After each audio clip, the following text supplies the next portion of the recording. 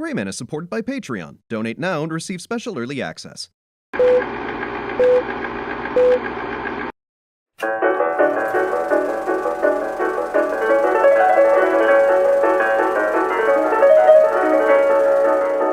the Gray Man, and why haven't we played the theme song yet? Hit it! Just 1 year ago, I said in my DuckTales Game Boy review that I hoped the 2017 reboot of the show would be just as good as the original. Well, not only is it good, it's exceeded my expectations and become my favorite cartoon on the air right now. What's more, the first season only ended in August, and we're already leaping right into the second season come October. And let me tell you, as a fan of animation, I am so happy that Disney isn't wasting any time with their production schedules. Unlike some other shows. Thanks for watching, guys! New episodes come out in October. Thanks for watching, guys! New episodes come out in 2019. I don't know. So I figured since Season 2 was on the horizon, we'd take a minute and look back at all the highlights from Season 1. For those just tuning in, let me give you the rundown. After Donald and the nephews come to live with Scrooge in McDuck Manor, Dewey stumbles upon a mystery about what happened to their mother, Della Duck, and tries to unravel the mystery of both her disappearance and Scrooge's connection to it. While all that's going on, an imprisoned Magica De Spell is exploiting her niece Lena to try and get her hands on Scrooge's #1 dime so she can use its power to free herself and take over the world. Couple of ground rules before I get to the list. 1, there will be spoilers. 2, I won't be including the season premiere or the season finale. Both episodes have so much setup and payoff concerning other episodes in the season that it'd make the rest of the list lopsided, so just consider those honorable mentions. 3rd, I'll be grading each episode on 5 different things: the antagonist and/or conflict, how they overcome it, how much character development or advancement of the lore there is, the production design and animation quality, and most importantly, how fun the episode is. With that out of the way, let's get started. Here's all the highlights from DuckTales Season 1. Number 10, Day Trip of Doom. Webby may not have been the best character in the original show, but it always rubbed me the wrong way how the boys didn't want to hang out with her just because she was a girl. Not only are the boys more inclusive in the new version, but Webby is almost a completely different character. While she's still smart and brave, she's been cooped up in McDuck Manor for most of her life, making her socially awkward, like a homeschooled kid with ninja training. So when the boys decide to take her on a day trip to Funzo's Fun Zone, where fun is in the zone, things don't go as well as you expect, especially when the Beagle Boys get wind of them. The whole point of this episode is showing off Webby's new character, and it excels at that. My favorite scene has to be when they're on the bus and Webby annoys the crap out of everybody.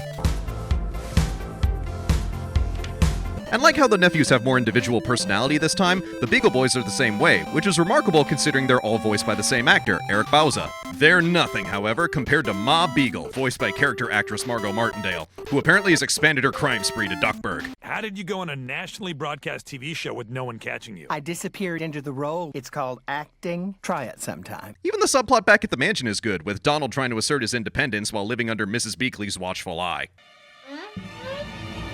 Wait, are they gonna kiss? Ugh. Warning you now, any episode that heavily features Donald is gonna get high marks in my book. It's also a lot of fun to see him kick the crap out of the Beagle Boys at the end of the episode.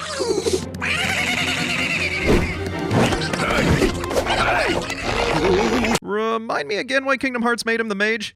Number 9, the Birthday Beagle Massacre. While the boys are off sailing, Webby befriends a delinquent girl named Lena, and they crash a birthday party held in Ma Beagle's honor. Unfortunately, this party is hosting every different Beagle Boy from all over the world, and the girls manage to piss off all of them when they slam Ma's head in the cake. Webby and Lena then have to race back to McDuck Manor with the army of Beagle Boys hot on their trail. As you probably guessed so far, the basic plot is a big shout out to the Warriors. An esoteric reference, but still a good one, as it allows for a lot of cool designs and action scenes involving the Beagle Boys. They even copy specific shots from the original movie. Eric Bauza also gets to stretch his voice acting talents even further, getting to play all the weird different variants of the Beagle Boys. This is our shot, guys. Maybe the ugly failures might actually become the ugly winners. Couldn't we just be the winners? Now, let's not get crazy. It's also cute seeing Webby's friendship with Lena develop, before her true loyalties are shown anyway. But we'll get to that. Who would have thought dueling terrible British accents would be so adorable? A little penny come quick to get you yet to be. Fluff and nonsense. Also, even though they don't get much to do in this episode, the nephews are still hilarious as well. Is that like your thing? You're all exactly the same? Ha! No way! We're all unique snowflakes! Well, this usually never happens. This is really weird. Okay, stop talking! Anti-disestablishmentarianism! Seriously? Gah! Number 8, The Living Mummies of TOTH-RA. This is my favorite episode of the new show so far, mostly because, with a few minor changes, it could have easily been an episode of the classic show. Scrooge and family go to find the ancient treasure of the long-dead pharaoh TOTH-RA, but find a secret oppressed society who worships him underneath the pyramids. While trying to free them through the power of burritos, yes, this is a thing, Louie and Webby explore on their own in the depths of the pyramid, trying to navigate the death traps and discover the true secret of the long-dead pharaoh. Once again, we get a great guest actor, with the legendary Cree Summer voicing Amunet, the leader of the Society of Mummies. For thousands of years, our families have served the pharaoh, and our society has thrived.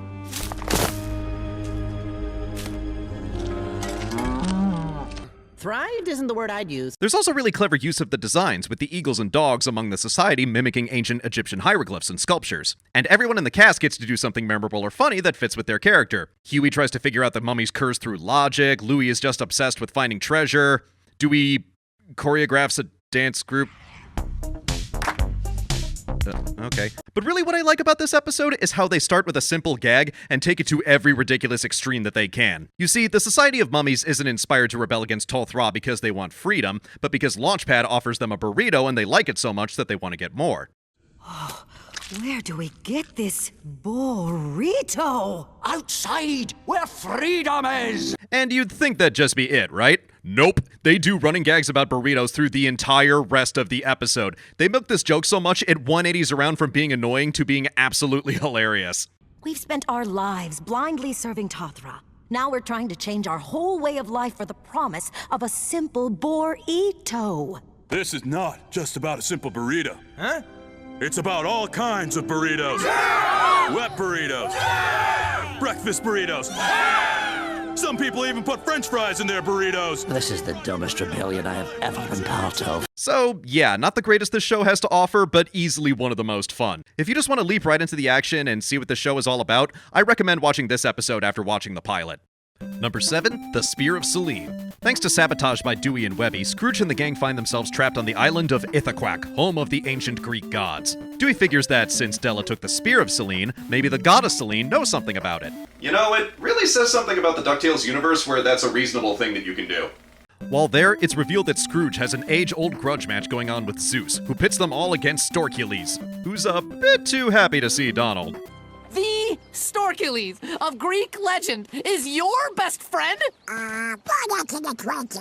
What I like so much about this episode are the little details about Ithaquack, like the elaborate architecture, or this manticore scuttling along the beach like a crab. Hey, just because it's an ancient monster doesn't mean it's big and scary. The production team also went the extra mile and cast famous Greek-American actors as the gods. You've got Michael Chiklis voicing Zeus, Chris Diamantopoulos voicing Storkules, and Nia Vardalos voicing Selene. To me, though, what really makes this episode is the friendship between Donald and Storkules. Donald? Donald! You're a nice guy, but... The most nice guy, for I am Storkules! There's something so funny about a literal demigod finding Donald to be a greater hero than he is. And even if Donald outright refuses to consider the notion, I get the feeling Storkules is onto something. You're a hero, whether you want to be or not. And that was said, friend Storkules. He called me his friend! He said it back! This is the most glorious day of my entire life! Also, there's this guy.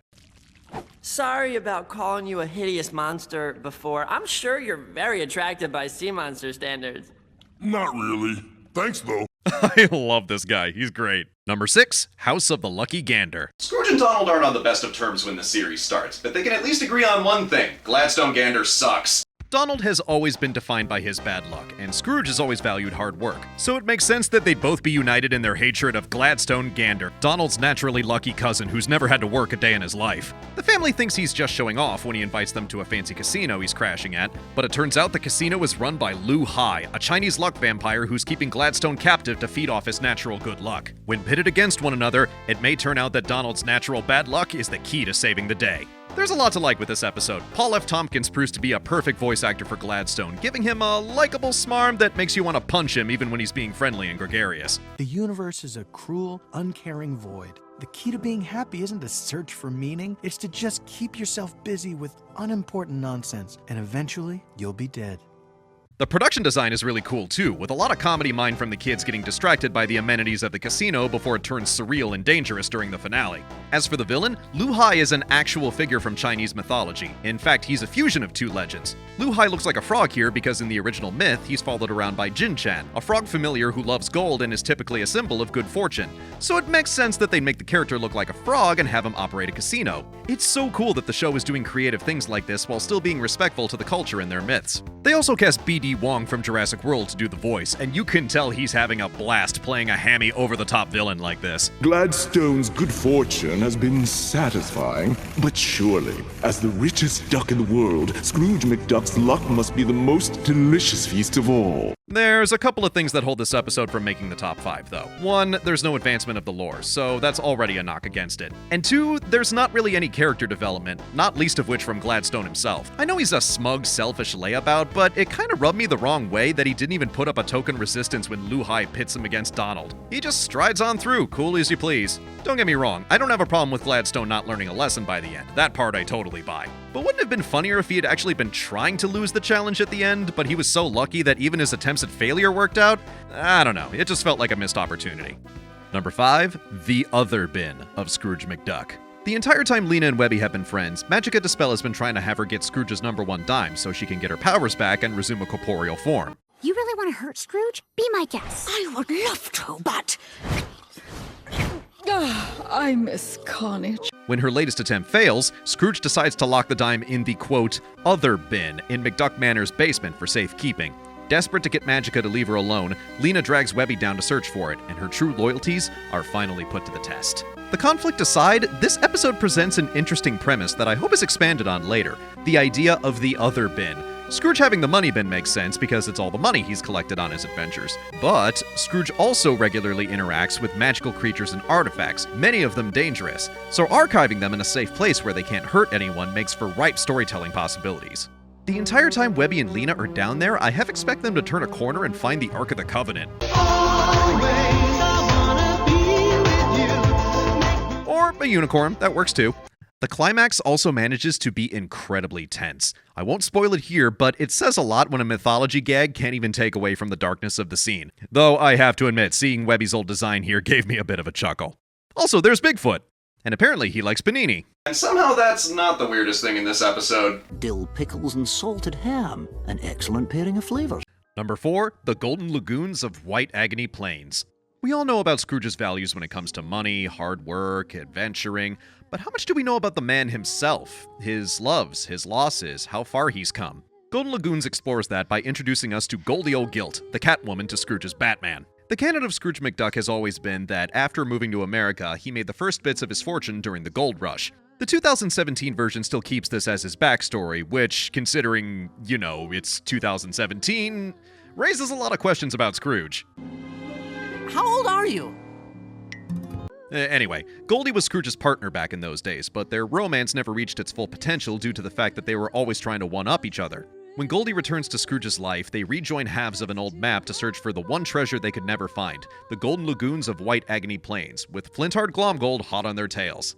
Considering Scrooge almost always seems to be in control of the situation, it's interesting to meet a character who's truly his equal and has his number from the minute she walks in the room. At the same time, though, there's some tragedy in the fact that this is also what drives them apart. Allison Janney does an incredible job giving depth and heart to a character who could have easily been a one-note femme fatale. You loved gold more than you loved me. And that's why you loved me. Also, for the most part, Glomgold has been more of a nuisance in the show so far than a genuine threat or rival to Scrooge, so it's great to see him be an actual threatening villain for once. The animation is absolutely gorgeous in this episode. The Golden Lagoons are worth the wait once we finally see them. And not to mention, this episode has the most in-character thing I've seen Scrooge do so far in the new series. Mooch off a free buffet. Aren't you rich? Why do you need free food? I didn't get rich by wasting money. I got rich by besting my enemies. Number 3, the Great Dime Chase.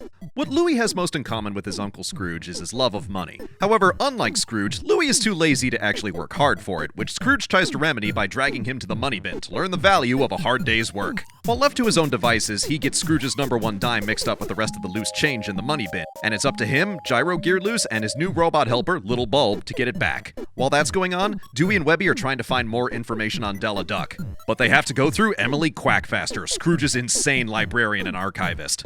In terms of adding lore, this is the first time Scrooge's #1 dime has been properly introduced in the new series, and it takes center stage, serving as the MacGuffin for Louie's adventure. Not only that, it lets Scrooge express his values on hard work and why he runs his business the way he does, even if that means staffing the building with a bunch of nut jobs. Look, they're all mad as loons, and if you fire them, they're definitely going to seek revenge. All in favor of keeping the bin and everyone in it far away from our offices? It's also one of the few times Louie has taken the spotlight on his own, and it's interesting to see him try to work out a problem. At first, he tries to take the lazy route like he normally does, recruiting Little Bulb to find the dime for him, but when that doesn't work out, he's actually pretty effective at hard work when he puts his mind to it, even if that hard work involves fighting off a killer robot. Lazy Tuesday equals an afternoon of TV. Hard work equals giant robot attack. Easily the highlight of this episode, though, is Quackfaster and Dewey and Webby subplot. They hired none other than Suzanne Blakesley, the voice of frickin' Maleficent, to voice her. She'll provide information on Della Duck, but she sure as hell won't make it easy. So the Blue One seeks to learn of his past, but is he strong enough to learn the truth? Yes? Wrong! You must first prove yourself worthy by passing the trials! This is my new favorite library. We even get little stuff in the periphery, like explaining how Scrooge is able to swim through mountains of gold. Are you out of your head? You'll crack your skull open. But you swim in money all the time. Yes, but I worked hard to perfect that skill, building muscles and dexterity. Still not realistic, but it's something. Oddly, the most realistic part about this episode? Scrooge charging a 10% gratuity at the soda machine. Be real, he would totally do that in real life. Number 2, the confidential case files of Agent 22. As far as Season 1 is concerned, who'd have thought the MVP of the cast would be Mrs. Beagle? On top of being a more badass character, Toxolagundaye manages to inject her with a lot of delightfully dry deadpan humor. What is a fun zone? So it's a lot of fun to see how she and Scrooge originally met, as super spies. In terms of lore and references, this episode is jam-packed. First off, Scrooge and Beagle's mission and appearances are a shout-out to British spy programs, specifically the Avengers. No, not those Avengers. Not those Avengers! Whew, there we go. Second, the MacGuffin they're looking for is a reference to the Gummy Bears, the first Disney afternoon show. They even quote the theme song. They'll be bouncing here and there and everywhere. Mass destruction that's beyond compare. And the spy organization, Shush, is the same one Darkwing Duck used to work for, only they have a different head director in this episode. Ludwig von Drake, complete with Corey Burton reprising the role. They also reference Fowl, the old supervillain organization from Darkwing Duck as well. Also, this episode features perhaps my favorite villain of the season, Black Heron. Not only is she voiced by Disney mainstay April Winchell, daughter of Paul, but this chick is a stone-cold badass, past or present. Come, 22. Protocol dictates you memorize all mission-related data, and you're even more fastidious than I am. So you have 3/10 of a second to respond. The opening fight in the kitchen is surprisingly brutal, and we get some good comedy when the past and present stories intersect. $1 million. Really though, only half of this story is about Scrooge and Beagle. The other half belongs to Scrooge and Webby. In the original show, Scrooge always doted on Webby, but so far in the modern show, we've barely seen them interact, despite Webby being such a massive fangirl and researcher of McDuck family history. The real heart comes from Webby and Scrooge adventuring alone together and finally bonding, so when we get to the end, their new affinity feels earned. Thank you, Mr. McDuck. Call me Uncle Scrooge. I'm Webby.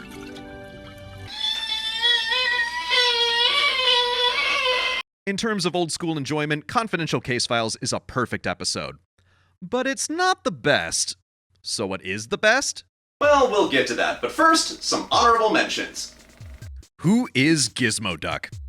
I confess the new Gizmo Duck episodes have left me a bit underwhelmed, but of the 2 spotlight stories we've gotten so far, this one is easily the best. Lin-Manuel Miranda is great in this reimagining of Fenton, and after a season of just being another douchey tech bro, it's nice to see Mark Zuckerberg here finally be a threatening villain.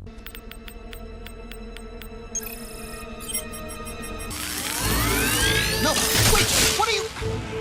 No! Sorry, you don't deserve the armor, Chico. I beg your pardon! The Secrets of Castle McDuck. I gotta tell ya, of all the things I thought I'd see in the new DuckTales, Scrooge's parents was not one of them. This episode's got a lot of cool monsters and expansion of the lore, but for me it lacks a certain je ne sais quoi to really put on the list. I do like Scrooge's father though, who's voiced by Graham McTavish. You may know him better as Dracula from the Castlevania Netflix series. Actually, wait, an ancient castle filled to the brim with monsters and ghosts that only appears every couple of years... Are we sure Scrooge's dad isn't actually Dracula?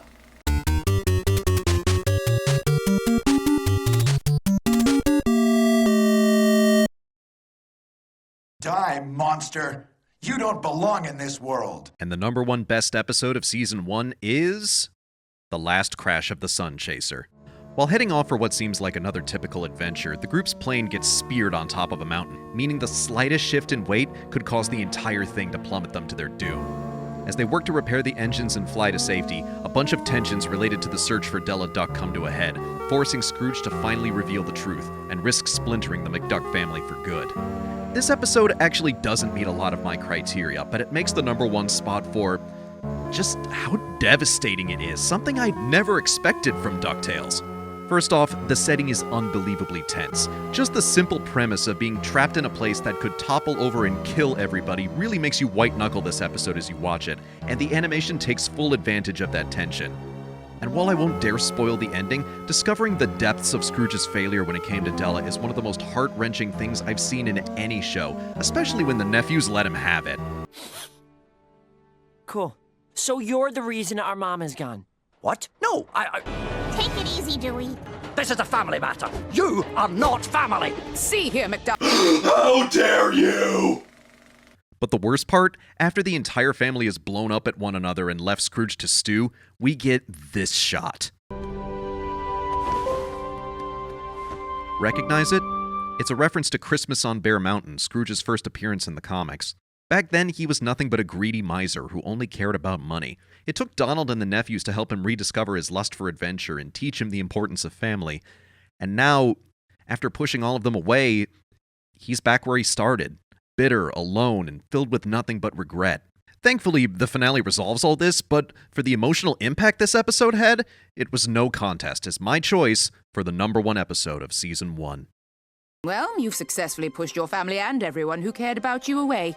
Again. I hope you're happy. I am.